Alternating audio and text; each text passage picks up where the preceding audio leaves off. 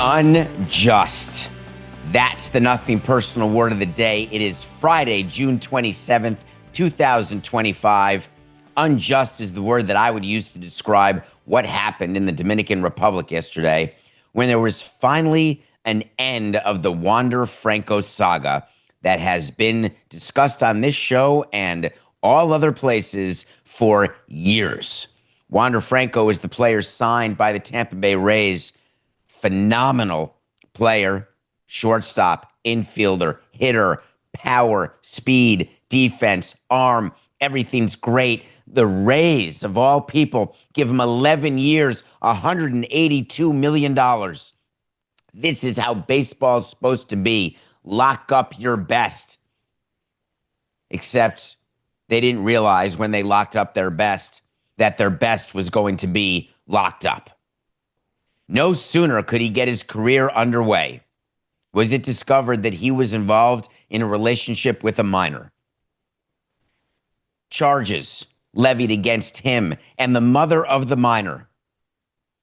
Trafficking, imprisonment, sex. 21 years old, Wander Franco, on video, very many different ways, with this 14-year-old. A trial happens in the Dominican Republic, and I assure you, the Dominican Republic court system is not the court system of the United States of America. Regardless of your political views or what you view as the judiciary status currently, which I'm not going to impugn, though, man, it's getting harder. In the Dominican Republic, a trial happened, and this is what the result was. The mother of the 14-year-old was sentenced to 10 years in prison. Exactly what the prosecutors wanted. Wander Franco, 2 years, a suspended sentence. That means that when he wakes up tomorrow morning, he will not be behind bars. The person whose freedom is gone is the mother. The person whose lives are ruined are the daughter, the child, the girlfriend, quote unquote. The mother will be in prison for a decade. Wander Franco will wander free. Probation, suspended sentence, but Wander Franco's problems are not over. Wander Franco is now a convicted felon. When you sign a player to a contract, the guarantee language is clear. The uniform player contract has termination clauses. How do you terminate a guarantee? I always wanted to write in there, for any contract, I'd like to terminate if the player stinks. Not allowed. I'd like to terminate if the player shows up late one day. Not allowed. But I am allowed to negotiate prohibited activities. The old famous Niner racquetball. Happy birthday, Jeff Conine. Don't play racquetball. Basketball, if you're D. Gordon. No one-on-one, no pickup basketball. Skydiving, snow skiing, water skiing. But here's one that's in every contract. Do not commit a felony, because should you be convicted of a felony, and that's always a big negotiation, is it accused of a felony or convicted of a felony? And players would say, anyone can be accused of a felony. I don't want to lose my contract for just being accused. I may get suspended. I may get put on the restricted list, which is where Wander Franco is, where I'm not getting paid. But I don't want my contract terminated just for being accused. But convicted, game over. The Tampa Bay Rays will have the opportunity, if not the obligation, to terminate his contract. As it is, they weren't paying it out because he was restricted. MLB said it is continuing its investigation, and they will conclude it when they conclude it with a decision. But when you have been convicted of a felony in the U.S., it goes really fast. Convicted of a felony in the Dominican, less fast, because you got to take a look at what's what and who's who. We have seen one statement only following this news from yesterday. And the one statement was from Major League Baseball, who said that Major League Baseball is proud to have a collectively bargained joint domestic violence, sexual assault, and child abuse policy that reflects our commitment to these issues. We are aware of today's verdict in the Wander Franco trial and will conclude our investigation at the appropriate time. The only thing I will quibble with is the word proud. I don't think any of us should be proud of anything associated with child abuse, domestic violence, or sexual assault. What MLB meant is they're proud that they were able with the union to negotiate a policy where players are punished. Well, that's called society. People ought to be punished for domestic violence, sexual abuse, sexual assault, child abuse. It is all so incredibly unfortunate. And I started thinking yesterday, Coca, about the baseball side. The amount of work that we do, and understand I'm now separating myself from the heinous nature of what Franco did. Flying in the girl, taking advantage, paying off the mother in order to have the girl at his disposal. I'm separating that. I want to segue for you into the work that we do as organizations to identify, then sign, then develop international players. It is incredibly difficult, way worse in the old days when we got Vladimir Guerrero in Montreal. The stories of him were simple. Vladimir Guerrero's father, senior, Hall of Famer. Interesting, he was hidden by the Montreal Expos in their Dominican facility until he was of age and able to sign. We hid him, paid for him. I was not with the Expos, but the scout who did it stayed with us. A scout named Fred Ferreira. And you then hope that out of all the players you sign, maybe one or two in your career become all-star level or above, and that's when you're doing well. But the majority of players never even make it with the work visa over to the U.S. who you sign in the Dominican. They're not good enough. You only get a certain number of visas to bring players over, and that was pre this administration. And then once they're over, they have to work their way up through the minor league system, where, again, failure is the norm. So getting a player all the way to your big league team, you feel so good about what your departments have done, scouting, development, and then to have them be good enough to warrant an 11-year, $182 million contract means that you've done your homework. If you're offering 11 years, you've lived with the player, you know the player, you believe in the player as wanting to be associated with your franchise. You want to associate your brand with that person. And then no sooner does it happen, you don't get a chance to get years into the deal, and the player is gone. The player is a criminal, a convicted felon. It is a blight on Tampa. It is a disappointing bit of news for Tampa. The resolution will absolutely have something to do with the sale of the team. That contract is no longer a liability of the company, will not be a liability of the company. The impact on the team, you see how they're doing this year. Life goes on. Life always goes on for teams. There's always the next player. There's always the next game, the next year, the next season. But for the lives impacted by Wander Franco's behavior and the result of this verdict, the reverberations are just starting. The reason why we focus on accused, convicted, investigated, there's different words that have different meanings. When you're the president of a team and you've got a player who has been accused, and I mean accused of acts that you say to yourself, this cannot be true that Justin Tucker is Deshaun Watson light. It can't be true that Justin Tucker has been involved in inappropriate behavior with masseuses. The league has just been through this. Teams have just been through this. Please, When you are evaluating whether to suspend a player, you go with the league. There is collective bargaining considerations. There's a risk analysis that takes place with the Labor Department and yourself. If you suspend the player, if you release the player, what can you do with the player that you have the right to do that is proportionate in your mind to the act that they are accused of doing? That's under the accused side.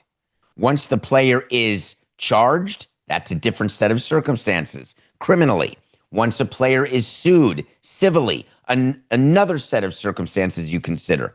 When a player is convicted criminally or found liable personally in a civil lawsuit, all of these are different thresholds that we spend time thinking about. We map it out in our head when we see that one of our players is involved with something, and then we figure out what punishments are for each stage. The Justin Tucker stage was see you later. The stage was you've been accused, you said you didn't do it, you're 35 years old, you're not the kicker you used to be, the juice is not worth the squeeze. So the decision is made, just let him go. That's why the Ravens released him. And NFL's Labor Department absolutely supported that.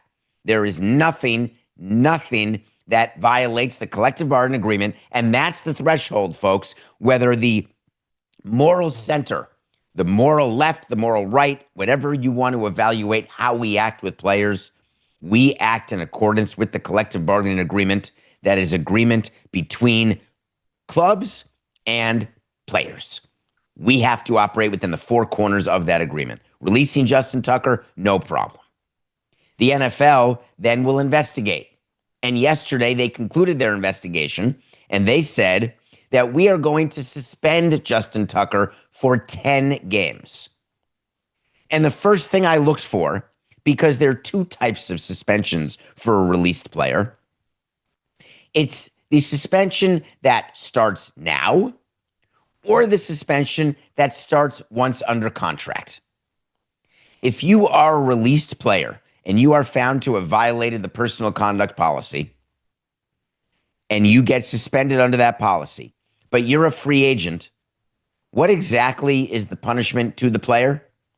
Missing game checks for 10 weeks. He doesn't have a job. He's not on a roster.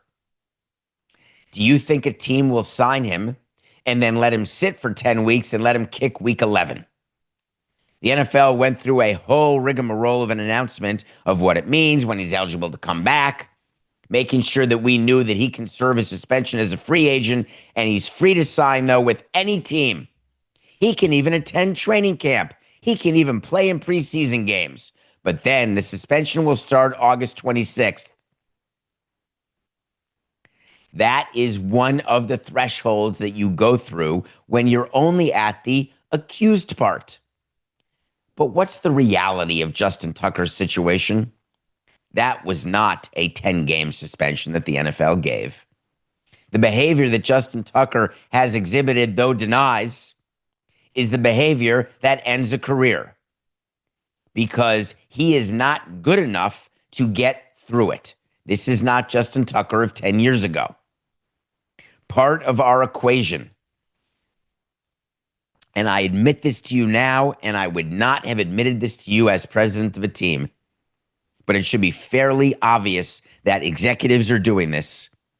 Part of the equation, as much as we want to say there is equality in how we discipline players and how we punish players, there is not.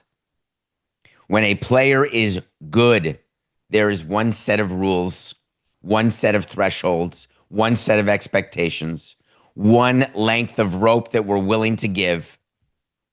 When a player is excellent, all-star caliber, Hall of Fame worthy, more rope, more leeway, more consideration, less moral angling about what we like and don't like.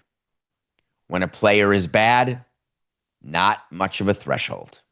Because we say to ourselves, what is he adding to our team?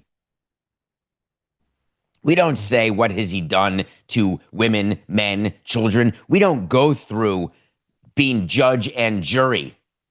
We don't go through innocent till proven guilty, or you've got to prove by a preponderance of the evidence and try to get a civil judgment. We don't think about any of that. We go through the performance. And Justin Tucker just isn't good enough to merit hanging on to him, which means there's not one NFL team that will look at Justin Tucker and say, oh, 10-game suspension. We can't sign him. The reason why Justin Tucker won't be signed by any NFL team is not that he's suspended for 10 games. It's that why would anyone bother to say they've signed Justin Tucker?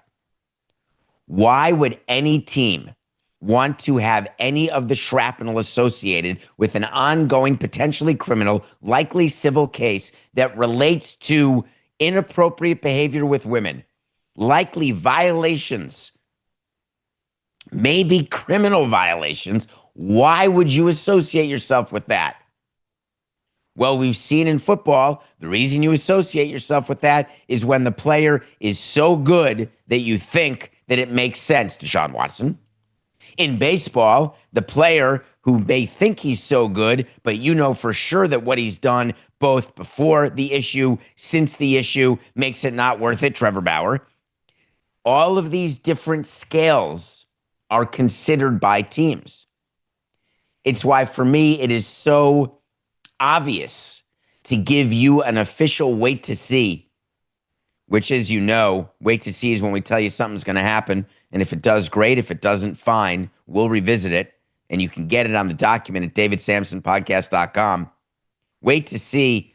Justin Tucker will not get another field goal attempt in his career.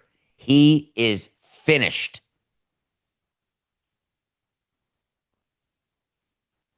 There are very simple rules. Very, very simple rules in baseball. There's a rule book that is very, very complicated. Carry around a rule book wherever we go to every game. Have it in writing. It's 2 things you bring to every game. Well, more than 2 things. But every game you watch from the suite, you have MLB rulebook. You have the collective bargaining agreement. You have a list of your roster. You have a list of your 26-man roster, your 40-man roster. Then you've got the other team's only 26-man roster. You've got all that sort of in front of you at your desk or at your seat or table where you're sitting. And sometimes weeks will go by when you don't have to pick up the rule book. Sometimes only days. Same with the collective bargaining agreement. But we have it as reference. Then there's something that comes to every game with us, right to the suite or to the seats as we're watching, home or away. And those are the rules that are in our head that are unwritten. You've seen them talked about and written about, baseball's unwritten rules. And one of them has to do with when you hit a player on the other team.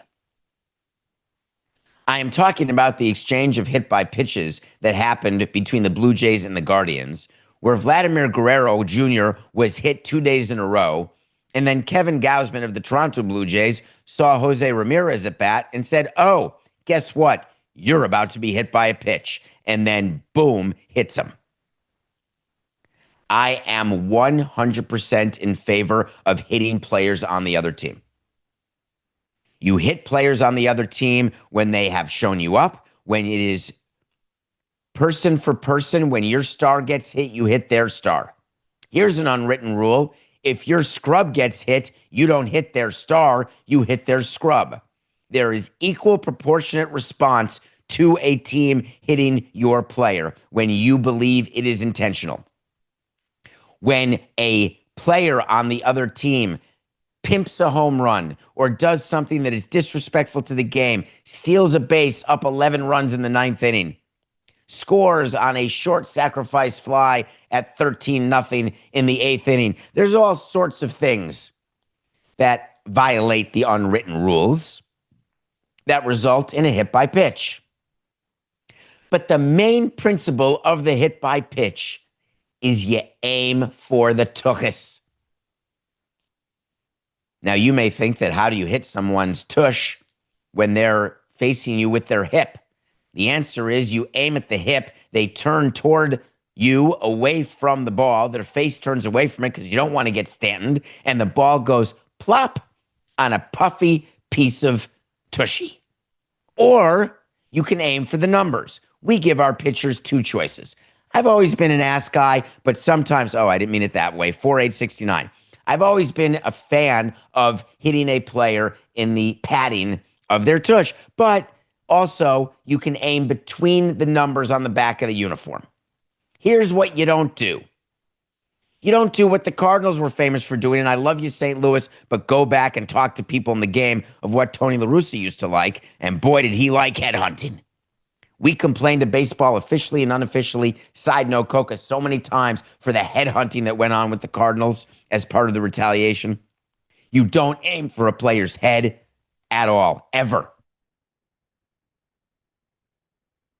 No matter what has been done to you, the retaliation is not at a player's head, number one. Two, you don't throw at a player's elbow.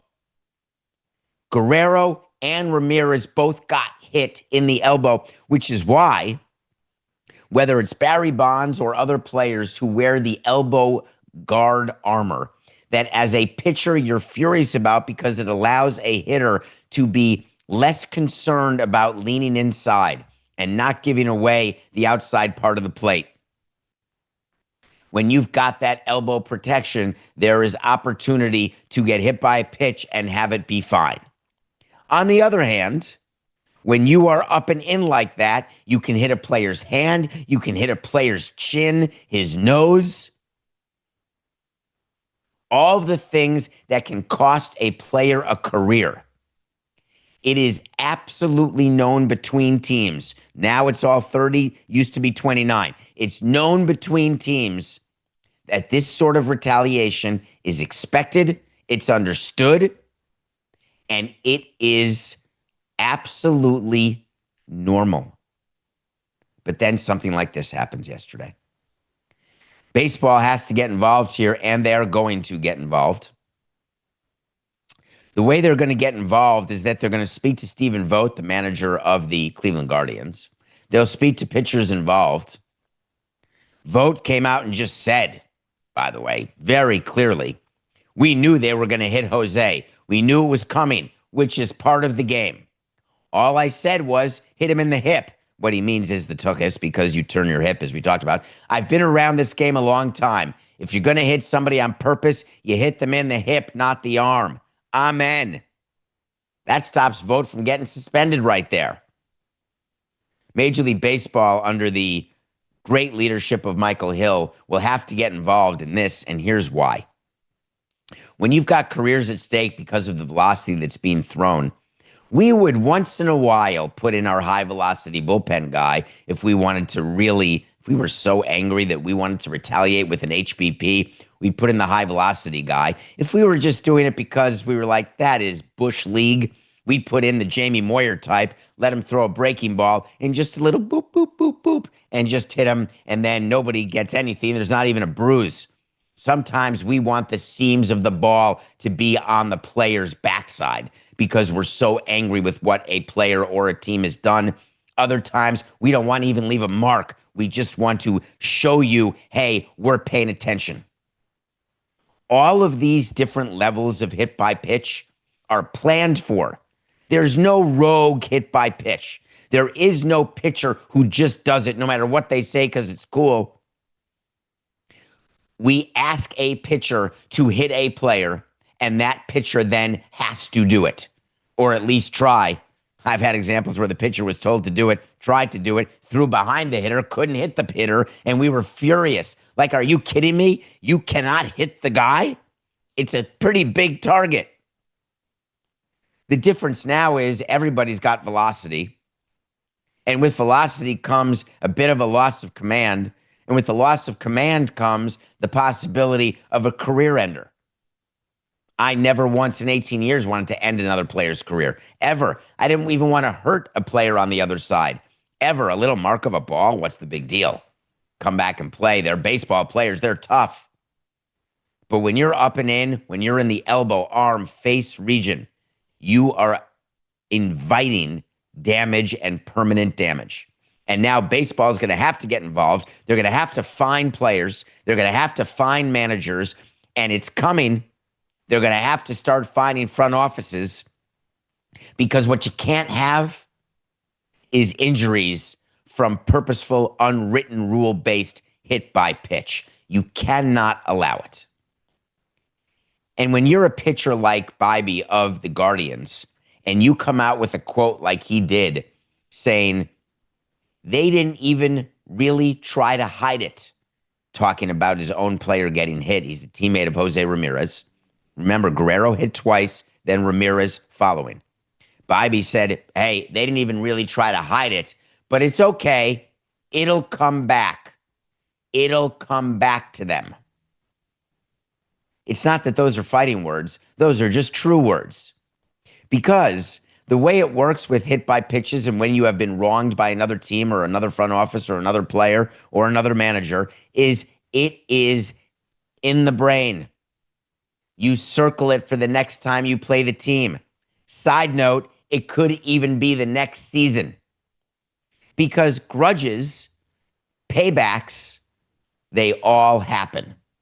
It doesn't matter when. Sometimes it's the next inning. Sometimes it's the next day. Sometimes it's the next month. Sometimes it's the next season. We keep track. And I say that with absolute certainty and love of the brain that I have, that is both the best part and the worst part of my body, is we keep track of each team and where we stand. Where are we? Does someone owe us, or do we owe them? Did we have a game time change that we didn't like? Did we have an extra 3-hour rain delay that we didn't like? Did we have an opportunity to get a break from a team that we didn't get? Did we have one of our players hit? Did we have an instance where there was a game where there was something unprofessional that happened during the game? We log it. We got to make sure we don't forget it. Hey, next time we play the Braves, just we're going ahead. We're gonna hit the guy. That is conversations that you have. Baseball will get involved. You're going to see fines because you got to see better execution of these unwritten rules. We come back, I'm going to review a movie that I told you I'd review, and then we're going to get into an article that was written as a result of the recent Pablo Torre Finds Out, where there is a lot of mistaken information out there, and we'll talk about all of that after the break.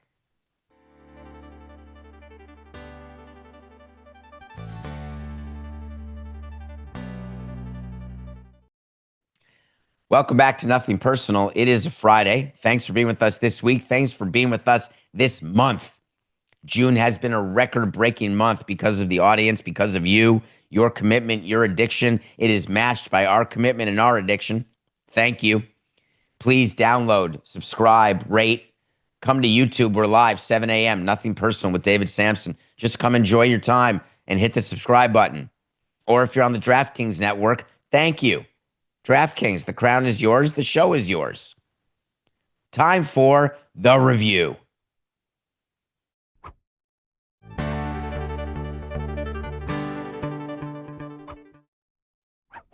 A single day I watch a movie.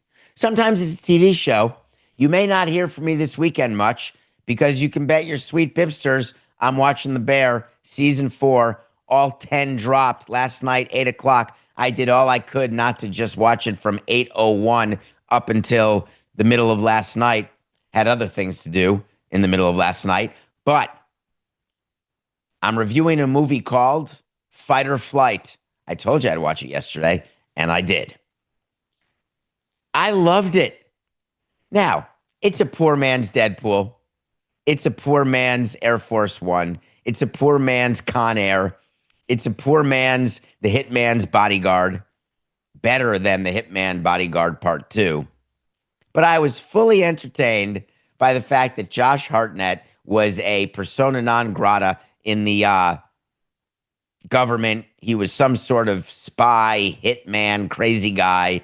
He got strung out to dry, ended up in Bangkok, and then lo and behold, he gets asked by the government to do something positive. And he has to do it, of course, on a plane. Now, what happens on a plane? The usual. There's a hole in the fuselage. There's a drop in cabin pressure. There's people needing oxygen. There's people flying back and forth. There's cargo involved. There may be people falling out of the plane. There may be people getting hit in the head with a tray of food. They may hit the food cart. They may get, boy, what they do with the seatbelt. Yikes. So it's quite bloody, quite funny, great music. Again, Deadpool, no chance, toilet pants. But entertaining? Heck yeah. Fight or flight. Now, that's obviously has a different meaning for me, Coca. Fight or flight for me is always about anxiety and about panic attacks. And I am always about the flight, which is the problem. But this movie was more the fight than the flight. I'd watch it. Why wouldn't you? Okay, Tuesday. Next week is going to be a bit of a different schedule, so you're going to hang in there with me. You will enjoy the week. There'll be live shows that I'll be doing from a different place, different location. There will be some interviews. There'll be some stuff going on, but I'm still going to watch content. Watch a movie, please. There's a new series on Netflix called Trainwrecked. I reviewed one of the train wrecks, the Astro World scandal. I think I did that on Levitard one of these weeks. I watched another one that I will review on Tuesday, and that's one of the things I did in the middle of last night because the title, I had to watch it. Trainwrecked Poop Cruise. I didn't know what it was, and it happened right below my nose in South Florida. So we'll review that Tuesday, and it'll be funny why I'm choosing to review that given where I'm going to be. A quick shout out to Dan Straley, who is going to retire after a very long professional baseball career, a pitcher we traded for that people would look back and say, my God, you gave up Luis Castillo, who's still pitching for the Mariners, for Dan Straley. And I'll tell you, I would do that trade again and again and again. He's not just a great pitcher. He's a great man, a great father, great husband. Dan Straley, congratulations on your career. Niner, happy birthday. 59er. Love you, Jeff. When I saw what Pablo Torre was finding out recently about the NFL and a grievance hearing on collusion, I knew that there were going to be a lot of ancillary articles and shows on the subject, that there would be an amount of righteous outrage on behalf of players and people who are union friendly. There'd be a lot of tourniqueting the story by the NFL and by others in management, and I didn't want to do either. So I talked about it on Nothing Personal yesterday, and today, or maybe it was the day before, don't remember. Today, there's a show on Pablo Torre Finds Out that I assume has come out already, and it was not recorded yesterday. It was recorded on Wednesday, and the reason I'm telling you that is if I had seen some of the articles that have come out since, I would have addressed them on Pablo's show just so the audience would be very well aware of where the line has gone, and it's gone too far. And yesterday, an article was written by Mike Florio. Yes, the Pablo Torre is out. It came out 2 hours ago. It is Dominique Foxworth, Pablo Torre, and myself talking about the NFL collusion report. It's an episode worth your time, but not until 8:43 Eastern live on YouTube or 10 o'clock on DraftKings Network. But the articles have continued, and yesterday, Mike Florio, who was the vessel through which Pablo discussed the original 61-page document that he found that was given to him, that is a grievance, a written report of a grievance filed by the NFL Players Association against the NFL, alleging collusion for holding down guaranteed money for quarterbacks and various other hundreds of players. You can listen to my show, Pablo's show, and Pablo's show today. But the article that just came out yesterday by Mike Florio is something totally different. He is trying to use this opportunity to show an audience, however unsophisticated they may be, that collusion exists in the NFL everywhere. Forget with quarterbacks, forget with players. He wants you to believe that the NFL used to share league salary information, where you could find out what a trainer's salary was, what an assistant trainer, an assistant scout, a head of scouting, head of player development, a coach, an assistant coach, a defensive coordinator. Anything from A to Z. And by definition, that is collusion. You are quashing and artificially stopping prices from increasing, salaries from increasing.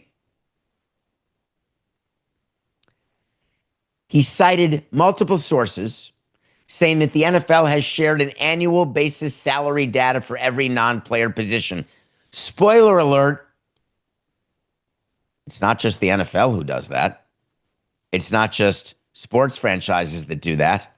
Have you ever wondered why all big law firms in New York City pay their associates, their first-year associates, the same? Have you ever wondered why an entry-level salary as a Wall Street analyst in investment banking is pretty darn similar amongst the big banks and then ratchets down when you're below the top tier? Hold on, let me just see. What an unbelievable coincidence. Collusion? Every single year I had data.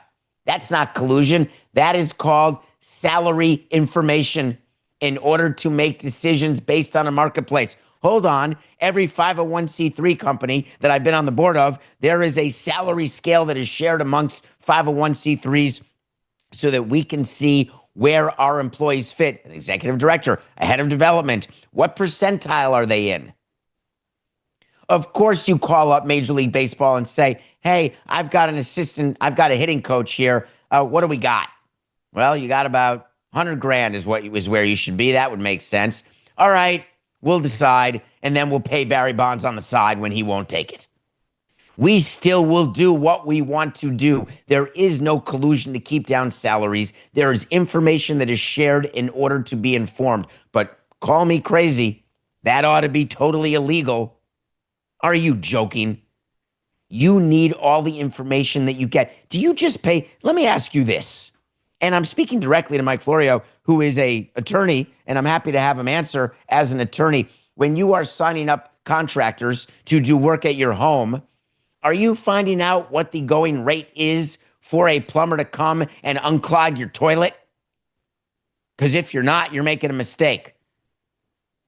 Are you going around and finding out how much it is to buy a piece of equipment for your home, a lawnmower? There is no collusion. There is opportunities that companies have to have sales, to not have sales, to pay more, to pay less, to offer to sell for more, sell for less, buy one, get one free, buy one now, there's a layaway plan. If you pay now, great. If you pay in 18 months, no problem, no percent interest. There's enough games, gimmicks, coupons, and things you can do to shop whatever you want. It's the same thing when you're hiring people. You can offer things that other teams can't offer. Hey, come to Miami, great state tax. And by the way, we will help you with corporate housing, where the going rate rent is about 10% of what it would be if you didn't work for the sports team. By the way, we will allow and give your family tickets. You're going to be taxed because it's a Benny. It's a tax benefit. But we're going to make this tax benefit worth your while. Oh, you know what else we'll do? We'll gross up the salary to cover any tax implications and liabilities that you have. We have the right, the ability, the obligation, and the freedom to do any of that and to gather whatever information we can to make the best decisions we can given the information. It is preposterous for me to believe that the NFL got so scared by the possibility of collusion that what they did is they stopped sharing the information. Guess what? What's contained in the article that says the information is no longer being provided to teams is wrong. Major League Baseball didn't give us anything in writing. Hey, just curious, how does that sound for a third assistant trainer, something around 50 grand? Are you kidding me? You're not going to get anyone worth their weight in gold, David. You got to pay 90 grand at least. I'm like, yeah, I only have 40 budgeted. Hey, what do you think about having the assistant to the traveling secretary at about $120? Are you kidding me? An assistant Costanza to the traveling secretary? That's like 62 grand. It doesn't govern what we do. It helps us understand the parameters and the impact it has. Impact? You bet your sweet bippy there's an impact. You think that if Goldman Sachs wakes up tomorrow and says, you know what, for our first-year associates, we've decided that their salary is going to be $2.4 million. You think Morgan Stanley and JP Morgan just sit back and say, great job, Goldman Sachs, you go. Don't be ridiculous. You think that Davis and Polk or Proskauer Rose or Simpson Thatcher, Sullivan Cromwell, Skadden Arps, let me name all of the firms, and this is not anything to do with whether they capitulated to Trump or not, just naming some of the great firms out there. You think there's a coincidence? Like some sort of concerted effort? The reason I'm worked up about this is that it takes... Please edit that out, Coca. I just got so excited that I had something happen to me. Hi, I'm David Samson. All right, I'm good. 4869. The reason I am so worked up about the ancillary articles coming out of Pablo Torre Finds Out episode regarding a grievance is that there is opportunity for fans to misunderstand what exactly happened. A grievance was filed, not a lawsuit. A grievance was filed alleging collusion. Collusion was not found. Because there is an opportunity to collude does not mean there's collusion. Every time you walk into a jewelry store, there's an opportunity for larceny. It doesn't mean larceny is committed. Every time you walk into a bar, there's opportunity for assault. It doesn't mean there's assault. Because there's an opportunity for collusion does not mean collusion. Because collusion, the league telling teams what's happening, please go collude. Leagues have been telling teams what's going on and how they should be and watching teams not be that way for decades. It's one of the great frustrations of leagues that we lead a horse to water and they turn their head and don't drink like idiots.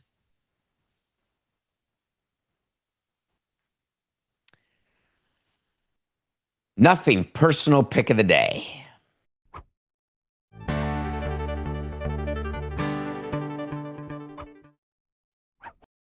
I'm so sad for Griffin Canning, and I usually don't have a ton of empathy, but there's something going on with Achilles. I read yesterday, Coca, that Adam Silver said they're going to investigate. They're going to use AI, although it may have been a fake account because I keep getting caught by fake accounts. Speaking of AI, but they're going to try to figure out why all these players are having Achilles injuries. Griffin Canning, who's on the Mets, who's having an unbelievable season, truly a career year, and what a perfect time to have it as he's approaching free agency. Just a dream come true. Throws a pitch, and the old non-contact, this is so mean, but we would call it inside our offices, Dravecky. That is a reference to a very sad situation where Dave Draveki's arm on a pitch literally came off. Not literally, figuratively. Very sad. Dravecky, an amazing guy. Terrible, terrible. But a Dravecky is when a pitcher just throws a pitch and boom, there's a pop. Or boom, there's a tear. Horrific. Griffin Canning down. Non-contact. Achilles out.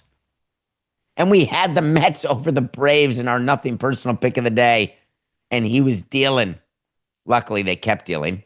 The Mets beat the Braves. We are now 86 and 85. Coca did not tell me pre-show because we had too many other subjects to talk about.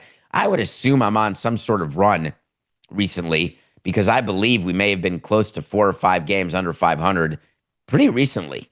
But we're now 86 and 85. I want to give you 2 picks for your weekend's pleasure. 1, I told Coca before the show that the Marlins had just swept the San Francisco Giants in San Francisco. And I said, I bet you in 18 years, I never went to San Francisco and swept the team. It's such an amazing accomplishment. And it took him 2 seconds and said, no, you swept them in 2011. And I did not remember that we did get the 3rd game there, but we did sweep them. I have great memories of San Francisco. Shout out to KNBR. Enjoyed doing the show with you yesterday. Absolutely. We'll do it again. Talking about 0-3 and beating the Giants, talking about the current team getting swept by this year's Marlins. Oi. Well, the Marlins are continuing a road trip and they're going to Arizona. Here's the deal. The Arizona Diamondbacks are in a division where they are chasing Padres, Giants, Dodgers. The Arizona Diamondbacks, even with the injury to Corbin Burns, have decided, and with the injury to Corbin Carroll, not a great team to have a guy named Corbin on, that it is their obligation, their desire, given the new $500 million kitty they have, why not try to make the playoffs? Why not try to add to the revenue pot? If they're going to have a chance at October, they better cool off the Marlins. They're pretty heavy favorites at minus 176, but we're going for that. We're taking the Diamondbacks over the Marlins. On Monday, it is Corbin Day. We believe that he is the probable pitcher. I want to remind you, if Patrick Corbin pitches Monday, we are taking the Orioles over the Rangers. The Rangers will go with Corbin. That's what makes it Corbin Day. But the reason that game is interesting to me is that it could be Trevor Rogers pitching for the Orioles. And it gives me an opportunity to mention to you that Trevor Rogers is the pitcher who the Marlins traded to Baltimore, and they got back Connor Norby and Kyle Stowers. Two players who are at the big league level playing now, great potential with the Marlins. Stowers is having a great season. Trevor Rogers was toiling in the minor leagues. He couldn't find the plate, no command, no results, nightmare. Time to fire Mike Elias. The Orioles screwed it up totally. Peter Bendex of the Marlins is a genius. I would like to remind you, this sport that we love, baseball, is different than the other sports. Stop evaluating trades after 8 minutes. Stop evaluating trades after 6 months. You have to watch as a trade develops, as the players develop who you've traded for. Sometimes the young players, don't you dare forget when the Nationals traded Juan Soto to the Padres, they got crushed. Meanwhile, the Nationals absolutely stole from the Padres. The Nationals team is made up of great players who they would rather have on their team than Juan Soto at 765. You got to give trades a moment to breathe. Trevor Rogers has been spectacular.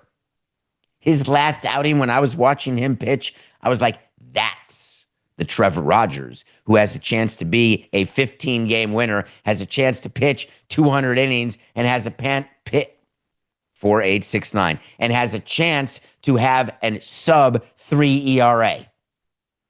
When you trade for pitching and you trade away young hitters, just give it a moment. Watch Trevor Rogers. If it is true that Corbin is pitching, we're taking Trevor Rogers over Corbin. As we head into the end of June and the beginning of July, we will summarize what's going on, what happened in June, as we do every year, every month of the baseball season. We will have shows that as we head into the trade deadline, teams are now a little over a month from the trade deadline. This is the critical part starting this weekend. What teams are doing? Are they selling? Are they buying? Are they buying and selling? Are they really buying? Or are they just buying on the fringes? How much money will they commit to their clubhouse in order to try to get through the final sprint? Because remember, the All-Star game is July 15th, and then you are 2.5 months away from October, and it is a sprint. We are going to take a break, and when we come back, guess what? It's Friday. It's Coca time.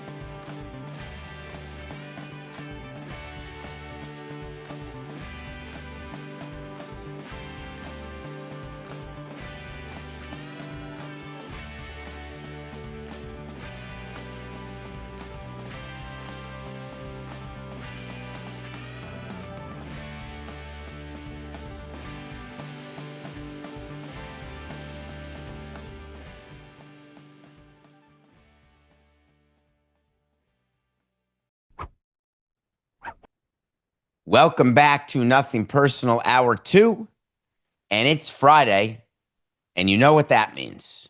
That means that we have the opportunity to welcome the esteemed producer of Nothing Personal for every single one of the 1,305 episodes that we've done, plus the sit-downs, plus the mailbags, plus the special episodes we've done. It's all been with Coca, and since we went to 2 hours every Friday, the second hour is Matthew Coca coming on board and saying, David, I couldn't possibly disagree with you more on the following 10 things. Or how could you not have talked about the following 20 things? Matthew Coca, what do you got for me today? We can't hear you, Matthew. There we go. Esteemed, right. every time you give me one of those introductions about being like the best producer or the esteemed producer, I do something that just destroys my credibility. But this is a good topic to get us into this, because I want to talk about the start of my morning and what happened. You know when like you're doing something and then something bad is about to happen and you can feel that something bad is about to happen, but you can't stop it from happening? That's what happened Tuesday with me. that's what happened with my coffee this morning. I poured my cup of coffee and like I saw it falling in slow motion, and there was nothing I can do but just stare at it as the coffee just fell all over the counter, all over the floor. So I just watched it all happen, and I was like, So I've never had a cup of coffee in my life, and my girlfriend drinks coffee, and it drives me crazy because there's coffee stains all over the counter. There's coffee stains everywhere. I don't really care. I can't smell coffee breath, so that doesn't impact me at all. But what I can see, my eyes still work, and God, coffee is just messy. So you have a whole mess. Do you want to go now and clean your house, or are you? No, okay? that's what I did before the show. I was just sitting there watching it, just like it was just like a waterfall coming off the counter, and there was just nothing I can do about it. So I walked away, and I came back, and I was like, okay, Matt, like, take care of it. Take care. So what are you feeling this week? It's a big week. We talked about a lot of stuff. What's in your head? Talk to me. The NBA draft. The NBA draft is the biggest story to me, and it's not because of the players that were drafted. I couldn't care less about where they're going, who picked who, where they're from, anything. I'm talking about the coverage itself. I am tired of watching a player walk to the stage with a hat on from a team he was just traded from. The bottom scroll says that the player is going to team X, but he's really going to team Y. So what is the point? And if you were sort of like a president in the league, or if you are ESPN, or if you're Adam Silver, why are you not changing this already? Why are you allowing this confusion to happen? Because this year the draft went to 2 days instead of the 1 day. So I'm just trying to make sense of what is the point of this TV product if it's just an awful, awful watch. Well, you're just grumpy about it. I mean, there's a lot of hours of programming. Everyone's looking for off-season hours. They're looking to own dates that are not part of their regular schedule. You watch Roger Goodell do all this. The NFL draft is one of the biggest TV events of the year, and all the other leagues are doing is trying to emulate that and see if they can find a way to capture some I think magic. you're missing the point. The NFL draft is 3 days. But it's 3 days of full coverage. When a trade happens, the trade happens. The player isn't walking out with an Atlanta Falcons hat on, but he's really a New York Giant. In the NBA draft, the player is walking out with an Atlanta Hawks hat on, but he's really a Brooklyn Net. And it's just It's a collective bargaining issue, Matt. So you don't actually, when you get a draft pick, when you're drafting for another team, all the parentheses that you see where it would be Brooklyn, and then in parentheses on behalf of Atlanta or for Atlanta or is Atlanta's pick. That is all that happens. I don't know that anyone would consider this as big a deal as you are. But folks, you're getting great insight into Coca, where this is what you're focused on. No, it is. It is a big deal. It is a big deal. Well, I'm not just the only person, because it's a TV product. You're selling a TV product. The draft, the only reason why the draft is on TV is because it's a TV product. It's for the fans.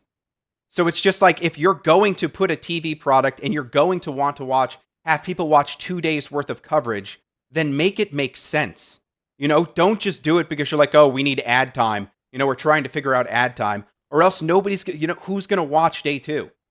So this is what you're upset about with all the storylines around the draft, with the fact that the Brooklyn Nets drafted multiple guards. They had 5 picks in the first round. David, you just gave us 10 minutes worth of coverage about an article that Mike Florio put out that maybe 10 people have read.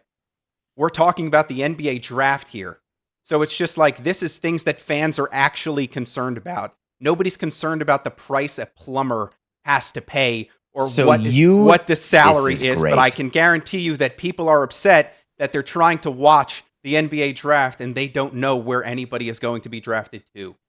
So our audience would prefer that segment from hour one would have not been about collusion and about what actually happens with salaries for non-uniform players, and that instead we covered for 10 minutes the upset that you feel, which, by the way, we're doing now, the upset that you feel about people not wearing the right hat on stage. I mean, listen, if you can pull up YouTube right now, we can get the comments going in real time in the chat, and we can sort of see, who's on whose side of this. Everyone's always on your side. You're Coca. Yeah, well, that's what I'm saying. So at some point, you should just come to the realization, like those plumbers and the pricing, that if I'm bringing something up because I'm so worked up about it, chances are that there are other people too who are equally as worked up. And it's just funny to me that this is like a huge media story, right? Where it's like, hey, why is the product not good enough for people to watch? Wait, I'm sorry.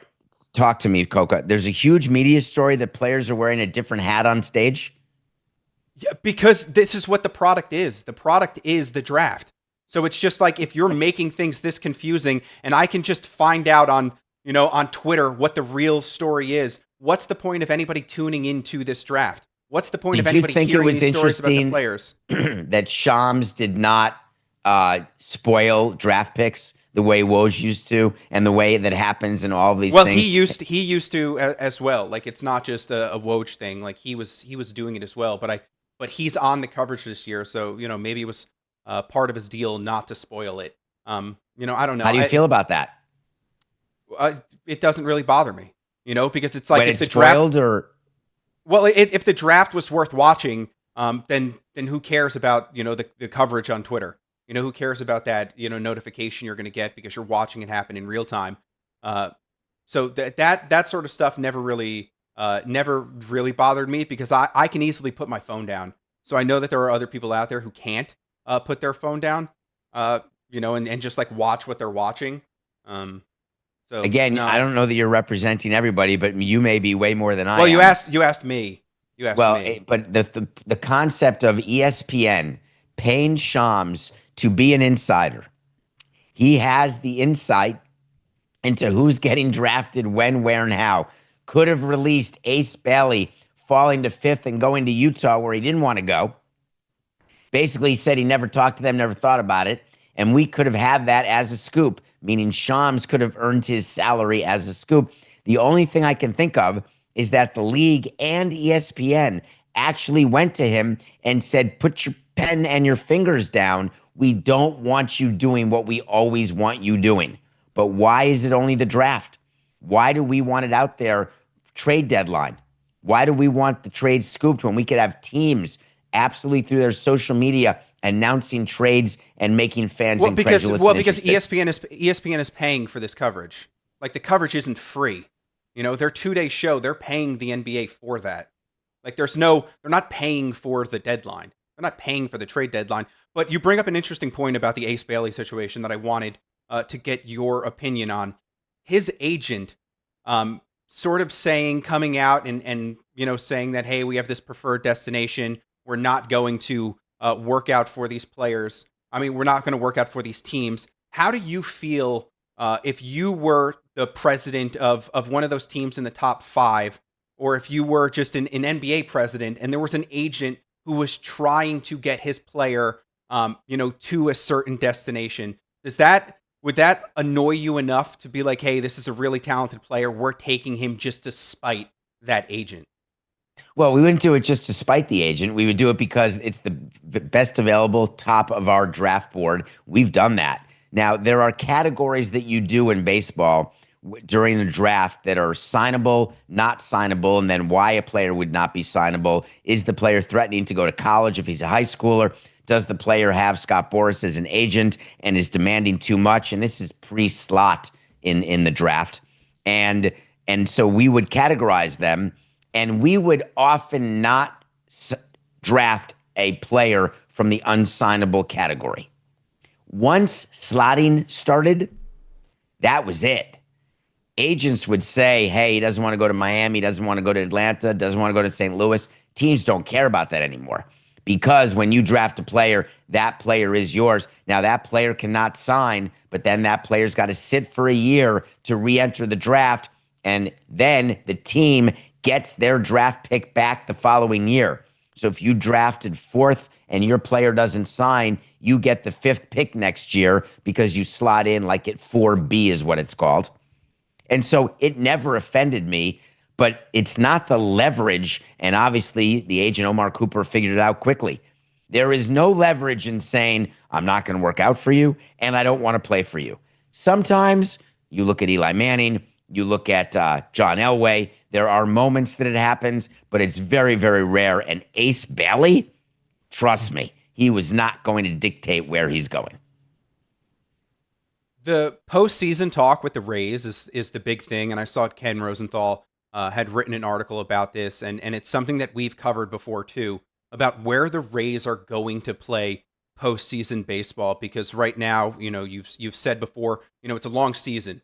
But right now, the Rays have sort of positioned themselves to be a postseason team.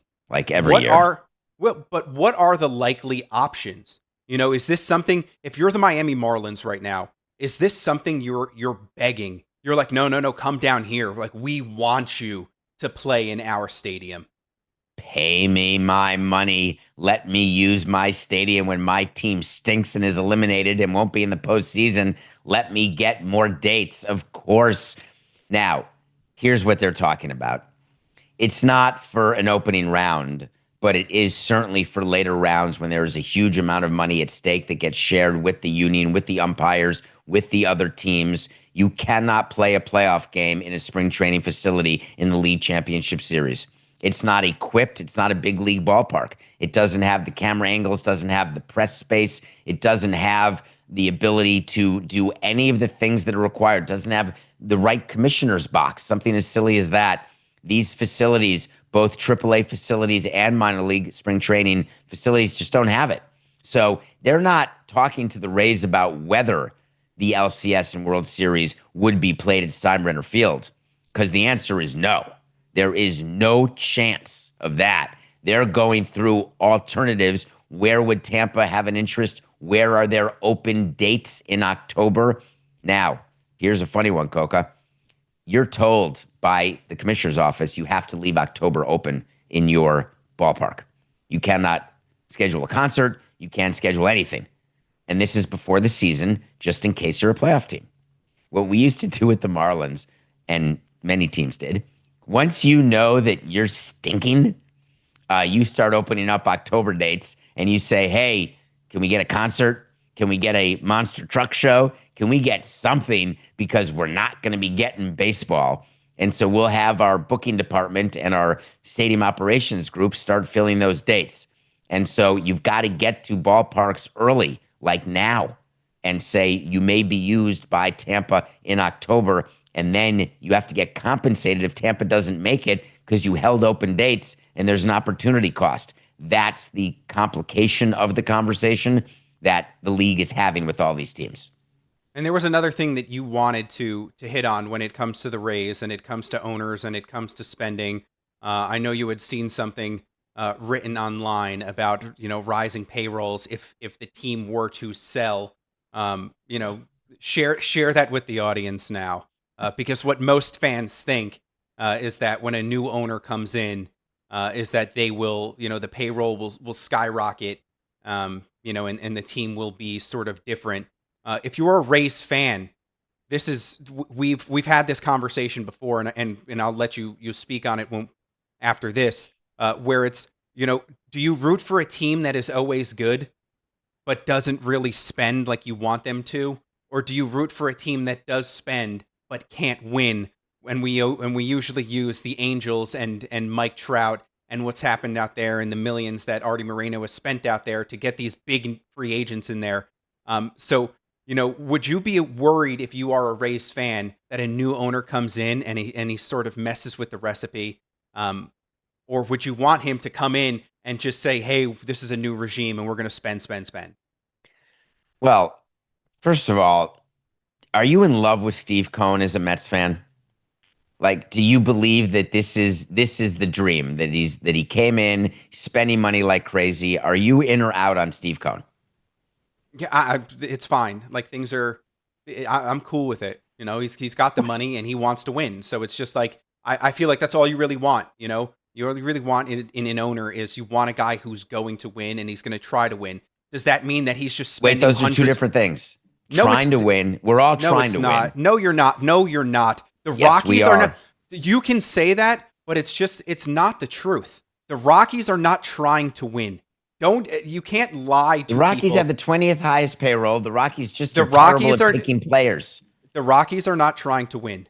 They are not trying to win baseball games. The White Sox. It's not true. The White Sox are not trying to win, David. They are not trying to win. I would The love to sully Pirates Jerry are not. Reinsdorf. Okay, But you're not listen, true. but you're always going to be pro management in these situations. It's not which is pro fine. management. It I'm is. telling you what's inside It my head. is. I don't want to lose 100 games. Guess what? But they continuously do it and they don't spend. So it's just like, hey, we're going to keep doing this thing over and over and over and over and over again, and it's not working.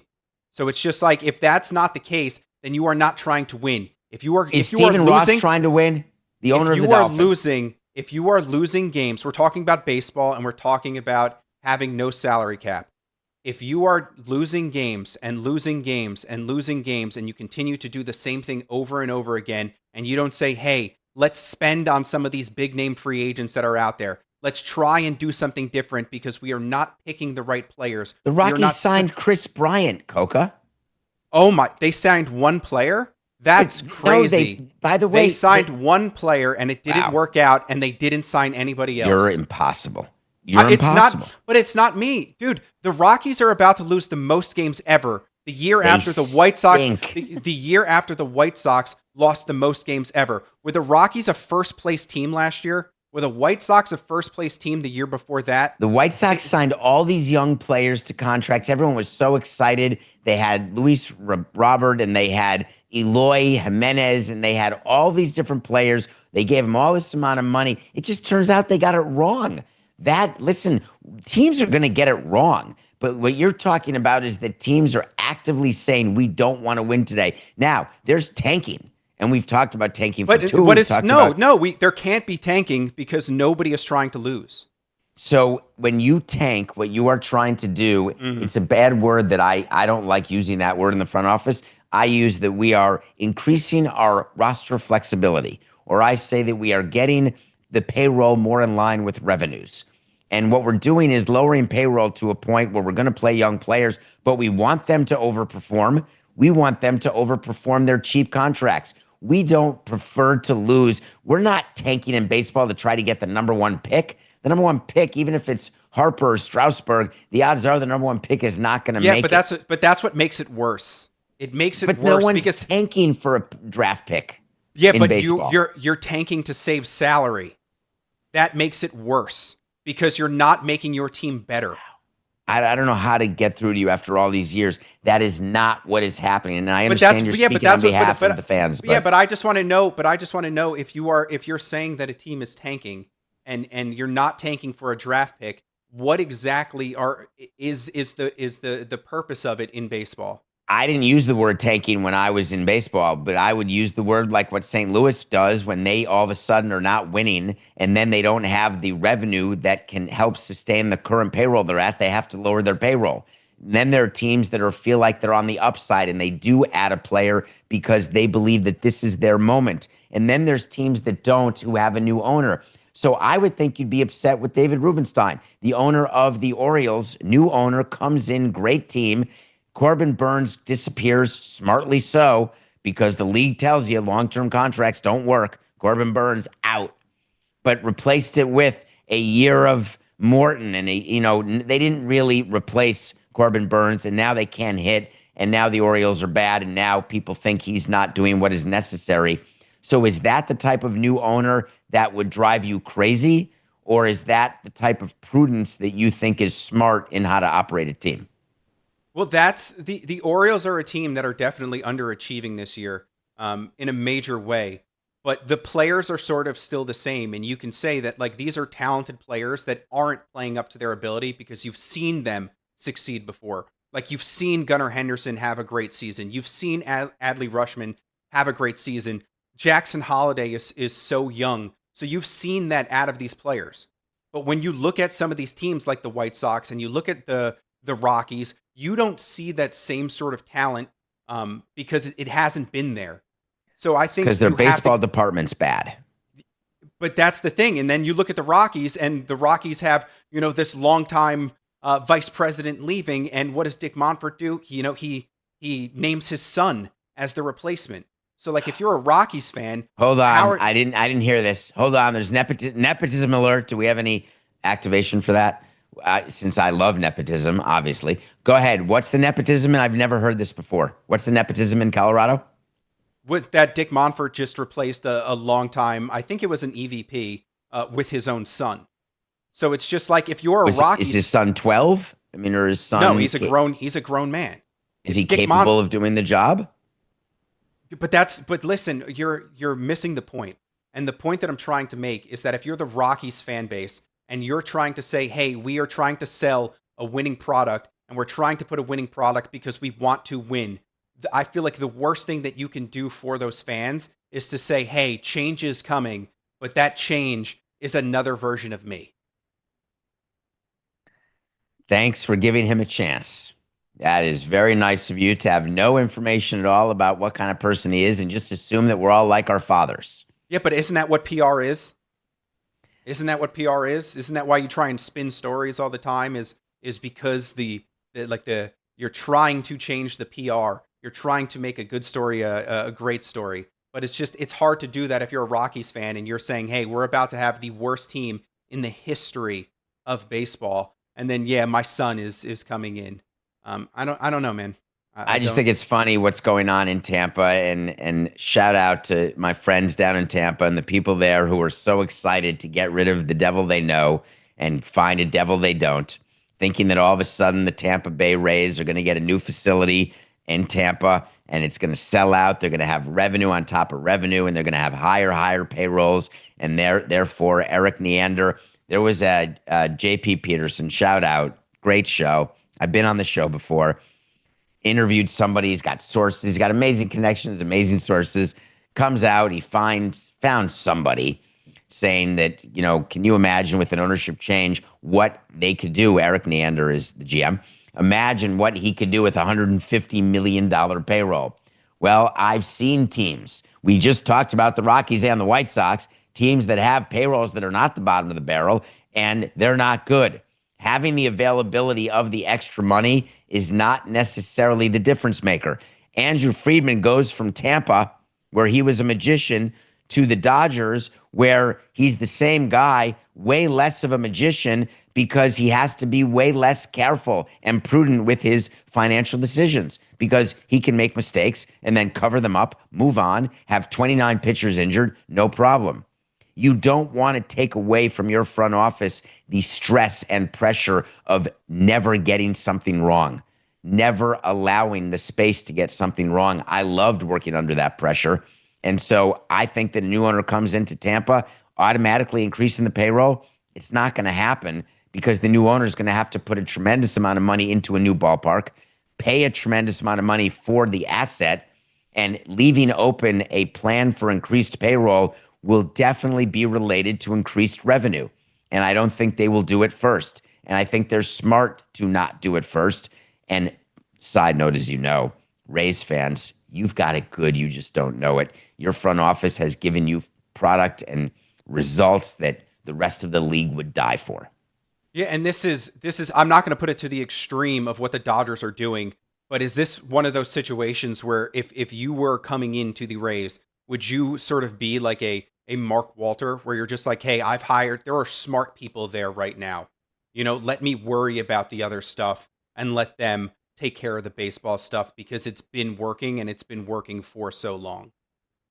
You always want your own people, but you'll start with other people's people, and then eventually you get your own people because you are always worried when you buy a company or buy a team that the old people are not loyal to you and that they're loyal to the previous people. And so that's why a regime change often comes with personnel changes. That's why GMs like hiring their own managers. It's why owners like hiring their own GMs and managers. You just want the relationship to be yours, not that you've carried it over from someone else. So I give a tremendous credit when there are holdovers from regime to regime to regime. Rarely does it happen at the top. It can happen in middle management where you can hide a little more easily, but at the top, those changes are pretty constant and guaranteed almost. I have a question about contracts. What is the purpose of a team allowing player options? Because that to me just always seems like it comes back to bite the team, but yet every, one of these big new, the new world of contracts with the short-term Scott Boras deals where it's these 3-year deals where there's always the player option after the first year, or you look at the NBA and the NBA is always the giving option to opt out. As a player, right. Not the team side, but I'm talking about player options. Why are teams still giving these out if most of the time they are coming back to bite the team? So there's two types of player options because we've read a lot in the NBA about players picking up their player option, like in the final year of a deal. There's an extra year at the end, which is a player option, which you can either accept or decline. A player option in baseball is different than a player opt-out. So the opt-out to me is that there's a certain time within the length of a contract where a window opens where the player can shop and decide if they have $40 million left on a deal, can they go find $41 million anywhere? And if they can, they opt out of the deal and they sign a new deal for that $41 million. They made $1 million. A player option at the end of a contract is similar only in that you are looking at your following number of years and you are deciding whether or not you want to wait a year or not, and whether or not the 1-year player option amount is an amount that you would like to get paid for that single particular year. And there are examples in basketball. It just happened with Fred VanVleet. He had a player option. It was like for $43 million or something. He declines the player option and then signs a 2-year deal for $45 million. So he ends up with $2 extra million guaranteed in his pocket.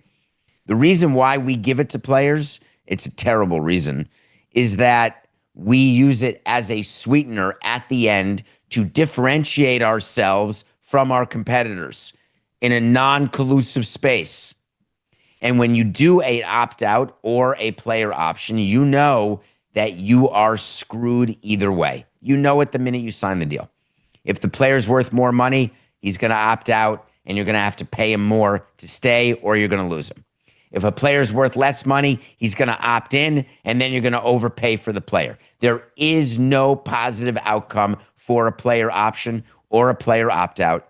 Yet the reason we do it is required by some players for flexibility, and we are weak because, Coca, we want to win, and we want the players we want to get, and sometimes it makes us give things we don't want to give. And a player option is right at the top of the list.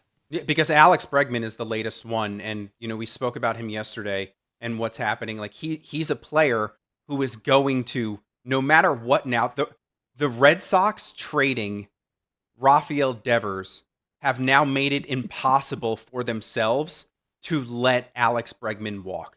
Like that was the worst thing. Were you miserable with that trade? Did that upset you as a fan that the Red Sox traded Devers?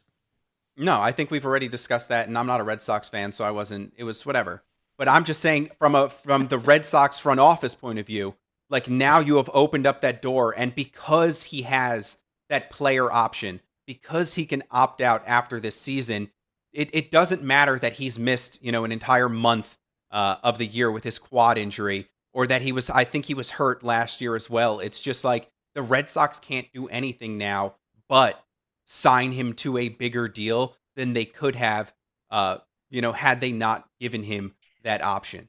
Do we have a wait to see on Bregman that you know of? Did we say that I that he'd think opt yes, out and the Red Sox and would then the Red re-sign him? Sox would sign him. Yeah.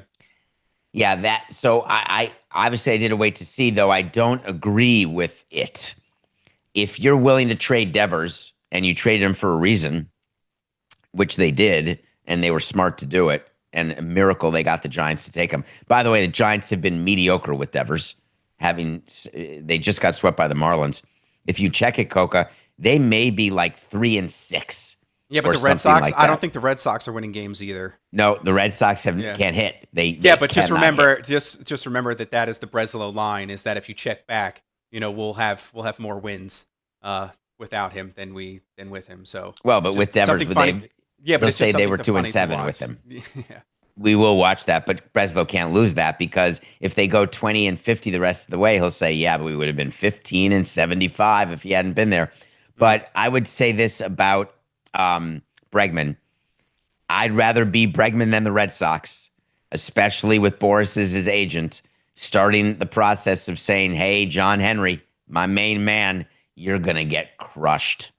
And John Henry is susceptible to that type of PR pressure, and Boris specializes in it. Don't forget how Chris Sale got signed. People don't talk about that because he won the Cy Young with Atlanta, and he's having another good year this year, but he was terrible. It was an overpay of epic proportions when the Red Sox signed him, and they signed him out of pure peer pressure, gave him that deal. So John Henry knows that game, and I think that's going to happen with Bregman. But if Bregman doesn't play the rest of the year, when is he coming back? Do you know? I don't have that off the top of my head, no. So he's been out. I don't know if he's on the 60-day IL or not. We're live. This is how it works, and we don't have any researchers but Coca.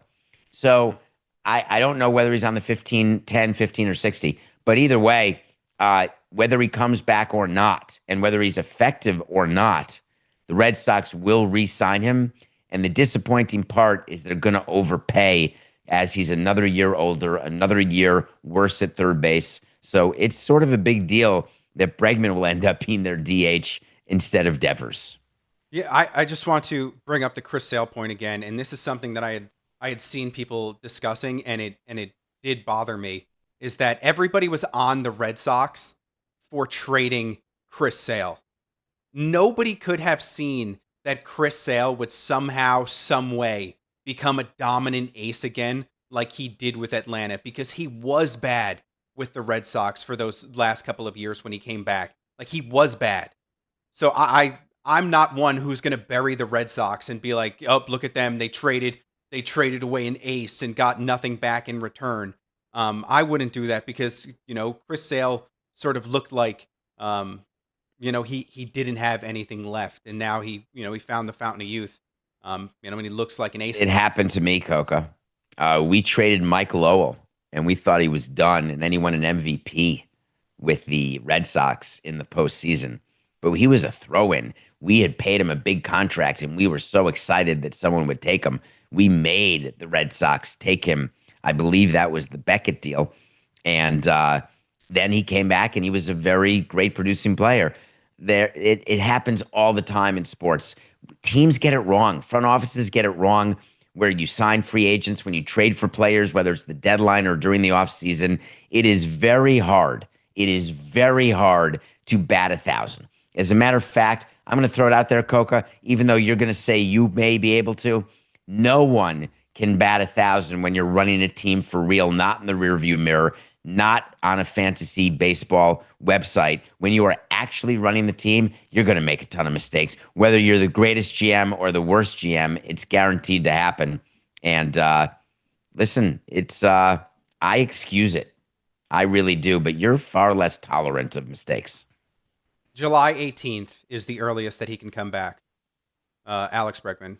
So then he was on the 60-day. Yeah, and he hasn't played since May 23rd.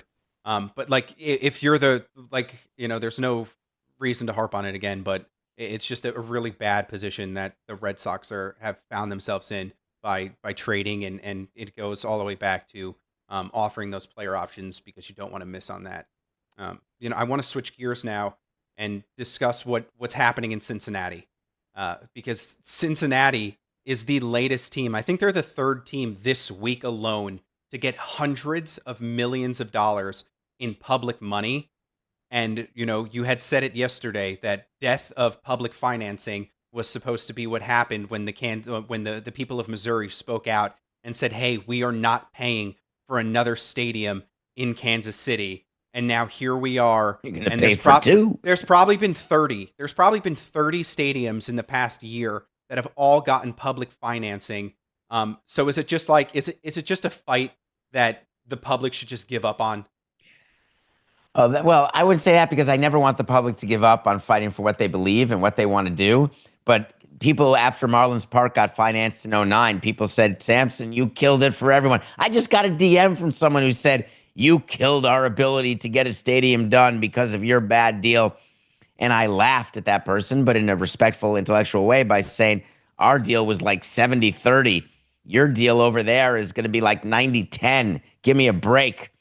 So public financing, as I told you, and I'll tell you again, it's not stopping ever.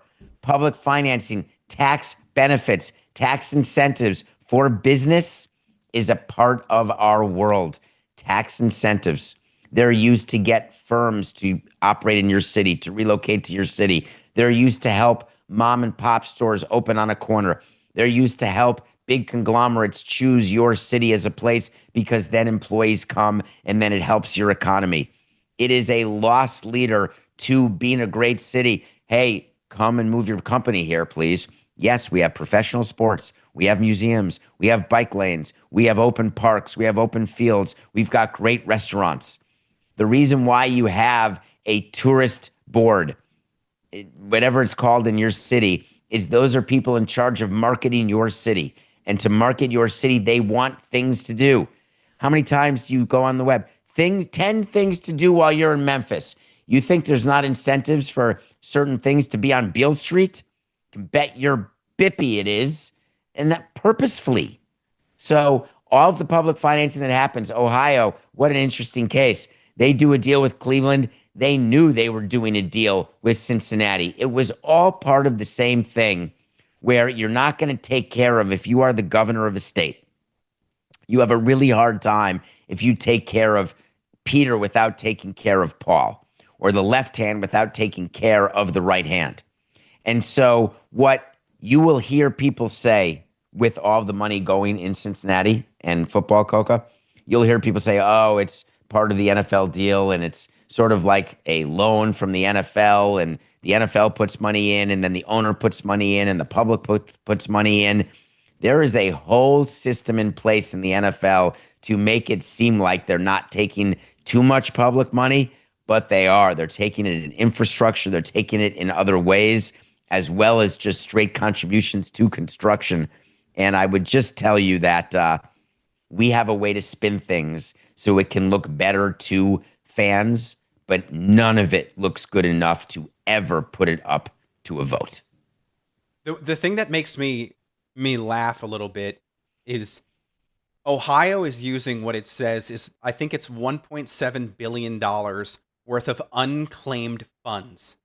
And that people can, I guess it's like write in or submit to claim those funds if those funds are theirs. So if the state knows whose funds those are, I guess it's because I am just so naive and just, a complete fool to think that things should work the way that they do work. Why is the state using what is this unclaimed fund if they, A, know whose funds it is, but they still call it unclaimed funds, and B, why are they not using unclaimed funds to fund things other than the renovation of stadiums? You've got to think about a lost and found. A lot of stuff in a lost and found is marked. A lot of it has names associated with it. It doesn't mean you're going around looking to make sure. There was a great documentary that I watched about airport lost and founds and how crazy they are every day with stuff, and how people are trying to get luggage and computers and phones. They're trying to get those pieces reunited with their customers.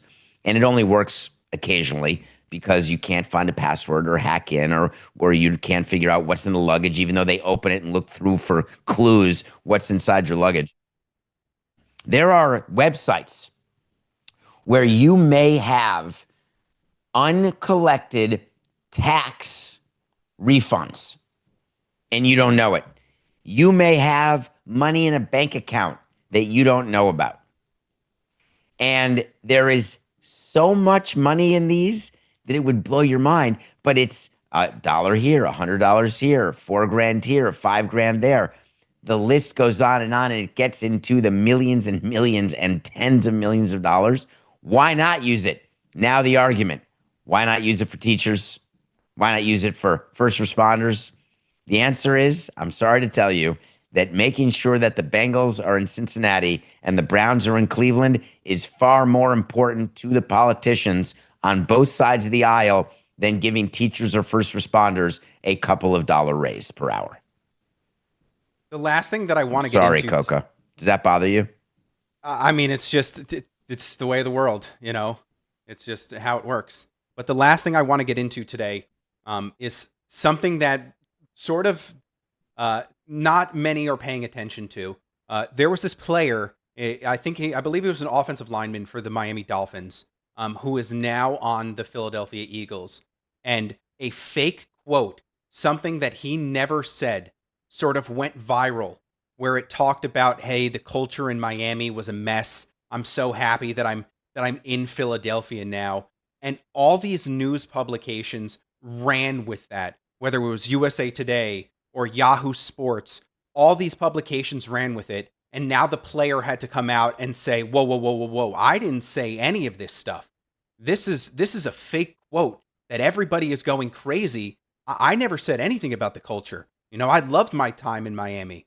So it's just, we are in such a dangerous world right now with social media and with all Tell these... me more, Coca. Did he say it or did he not say it? No, he didn't say it. It ended up being some sort of like AI website where they're just posting fake articles, where they're just posting AI generated stuff, where it's just, there is nothing of truth. Like one of the other articles that was on there was like a player was traded to the Kansas City Chiefs. And it's like, no, he's still the starting running back, for the Jets.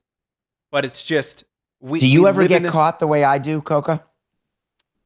I would say a majority of the time I do not. Like I feel like it's easy for people to get caught, but it should not be that easy for news publications to get caught.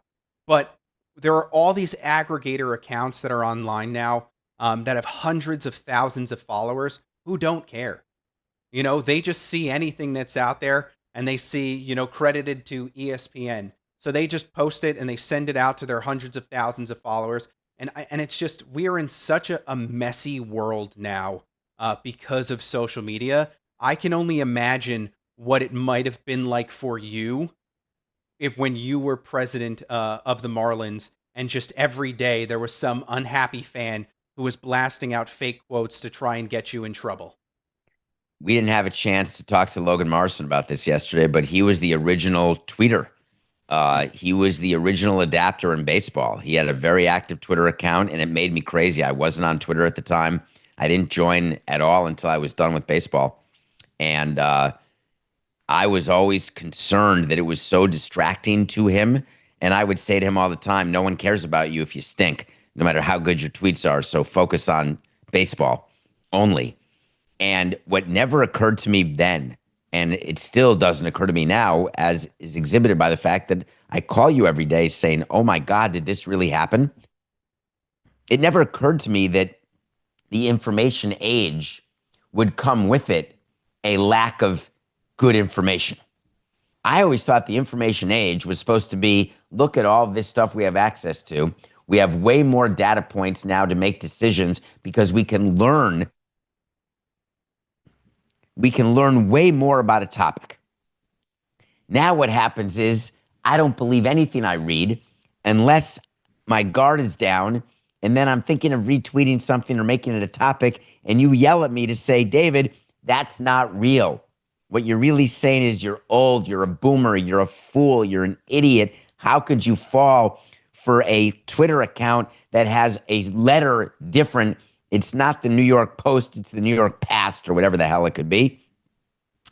And I wonder if it's just a me thing, because I don't hear my kids talking about it.